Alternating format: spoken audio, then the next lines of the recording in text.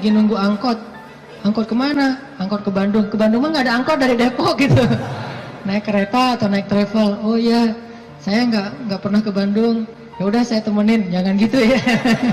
Artinya ada ciri-ciri solehah, yaitu orangnya bingung karena malu, bukan bingung karena nggak paham ya, tapi bingung karena malu nih gimana nih, serba sering salah tingkahnya gara-gara malu.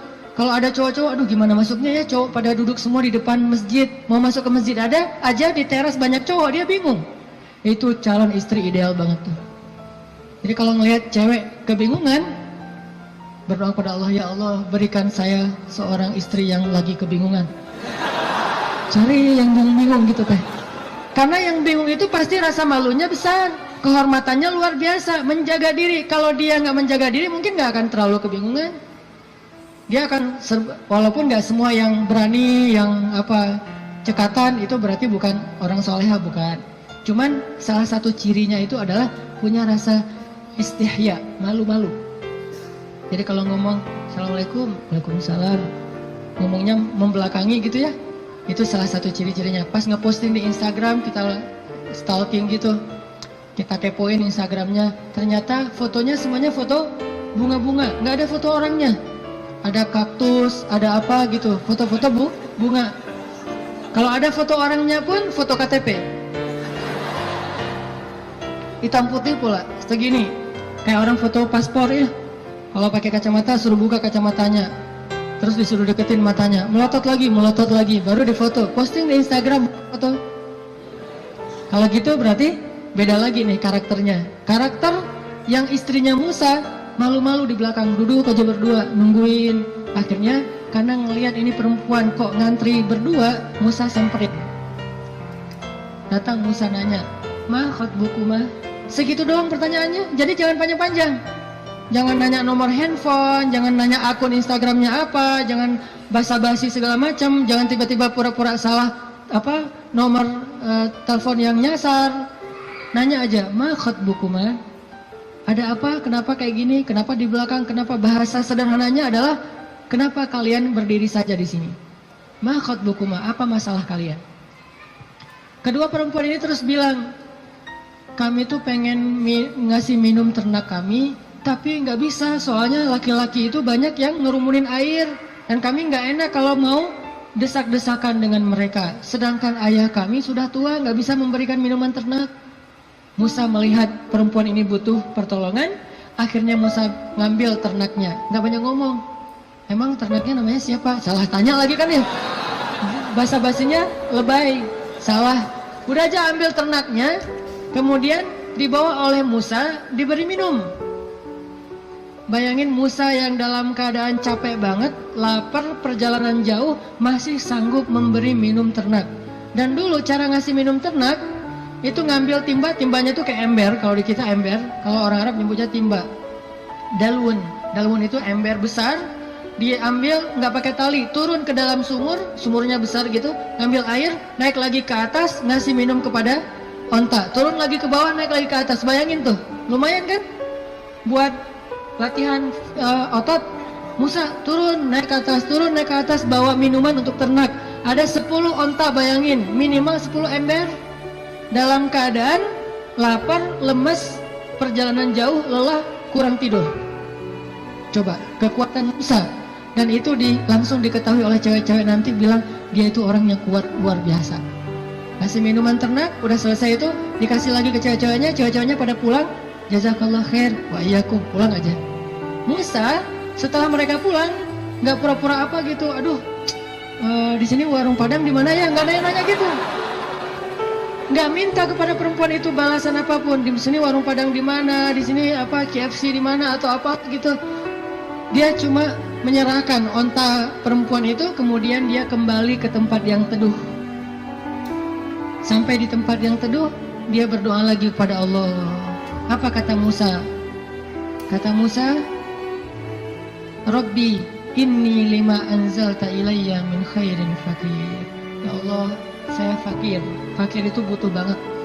Ya Allah, saya butuh banget rezeki darimu. Saya lapar. Ngomong ke Allah Subhanahu wa ta'ala. Saya lapar ya Allah, saya butuh kebaikan darimu karena saya sangat kekurangan sekarang, fakir sekali. Dalam keadaan lagi lelah kayak gitu, Musa kalau ada masalah apa-apa, Robbi, coba bayangin, ayat 22, Robbi, ayat 24, Robbi, ayat-ayat sebelumnya dan sesudahnya juga, Robbi, ada masalah dikit, Robbi, minta kepada Allah. Ketemu seseorang yang mungkin kayaknya ngeklik banget dan soleha nih, atau soleh, jangan ngomong ke dia dulu, ngomong ke pemilik hatinya dulu, Robbi, yang itu tuh. Nanti Allah tiba-tiba ngeklik hatinya, udah jalan, balik lagi ke belakang. Ada apa Kang? Enggak manggil. Kayak tadi ada yang manggil perasaan. Ternyata yang manggil bukan suara, tapi hati, perasaannya yang manggil. Oh, ya, kita kan nggak mau malu-maluin cewek ya. Jadi yang ngomong kayak gitu tuh kita, oh iya saya tadi manggil, mau nanya. Ini kalau mau misalnya masjid yang dekat di mana ya? Tanya masjid kita sih, biar soalnya gitu ya. Masjid terdekat di mana? Oh, masjid ya. Saya pengen sholat jamaah. Saya nggak bisa sih kalau nggak sholat jamaah, orangnya gimana gitu. Mulai kan ya sholat jamaah. Oh ya ada di situ di dekat balai kota. Oh iya di situ juga banyak warung kok. Enggak, saya mah hari ini puasa. Malah hari Jumat gitu ya. Hari Jumat puasa. Jadi soleh banget lah ya intinya. Musa balik kepada tempat teduh, berdoa kepada Allah. Jadi kalau ada masalah lapar, doa. Kesasar, doa. Bingung, doa. Apapun, ilahi. Robbi, itu sawa as-sabil. Kalau kita mau makan satu buah korma di sebuah kebun, mintanya kepada pemilik kebun. Pak, boleh saya minta satu butir korma? Minta kepada dia. Tapi kalau kita lapar, minta kepada Allah. Allah itu pemilik alam semesta. Bukan cuma satu kebun kurma, tetapi langit dan bumi milik Allah. Minta kepada pemiliknya, Robbi. Baru setelah itu ikhtiar kepada makhluk. Awalnya ikhtiar ke langit, baru kemudian ikhtiar di bumi. Jadi teman-teman, pesan moral pertama adalah kalau kita pengen ditolong oleh Allah, kalau kita pengen Allah kasih banyak kejutan, kalau kita pengen hidup kita itu penuh dengan kebaikan,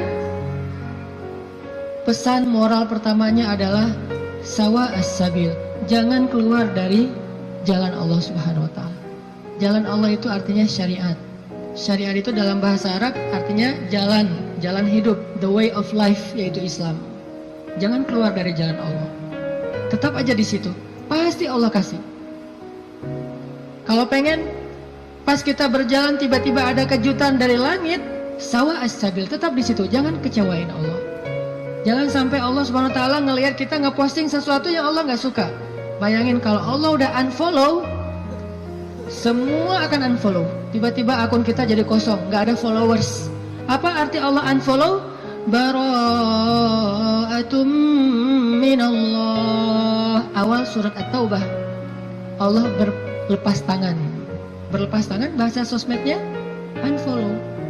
Lebih parah lagi kalau Allah sudah ngeblok. Khatamallahu ala qulubihim. Udah unfollow, diblok pula.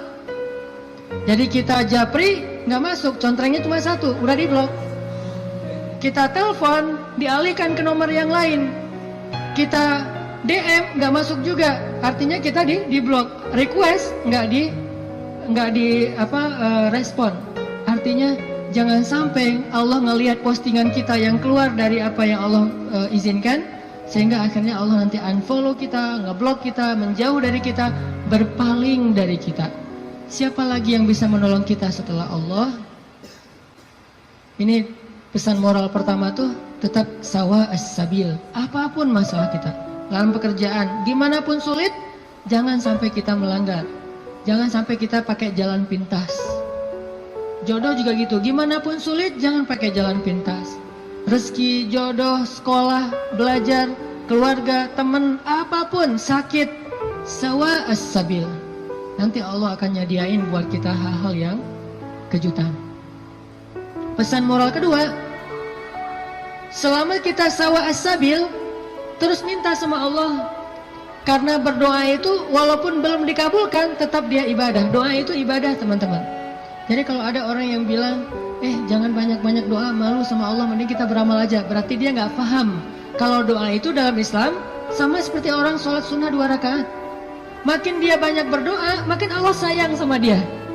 Beda dengan manusia, kalau kita banyak minta, dia jadi kewalahan, jadi malas, tebal gitu. Minta aja nih orang. Kalau dengan manusia kita banyak minta, dia menjauh. Kalau Allah kita banyak minta, Allah mendekat. Allah senang kepada hamba yang meminta. Masalah sepele, garam kata Nabi. Mintalah kepada Allah walaupun cuma garam. Jadi lagi masak, duh gak ada garam. Ya Allah, garam. Minta sama Allah. Udah gitu baru beli di warung. Minta dulu. Kenapa minta kok beli di warung? Karena bisa jadi kalau kita hanya membeli garam di warung lalu kita masak, kita tidak dapat pahala doa. Sedangkan kalau kita berdoa dulu baru beli garam, kita dapat garam plus pahala doa dan Allah kasih keberkahan di dalam garam itu. Siapa tahu pas lagi datang ke warung beli garam, yang nungguin warung si Neng, bukan emaknya ya. Mau beli garam, oh kenapa masak kurang garam ya? Tadi minta sama Allah, ya udah gratis aja deh gitu, bisa. Atau bisa juga, udah besok-besok gak usah masak sendiri, biar saya masakin. Kode keras ya. Tapi nggak mungkin juga kayak gitu.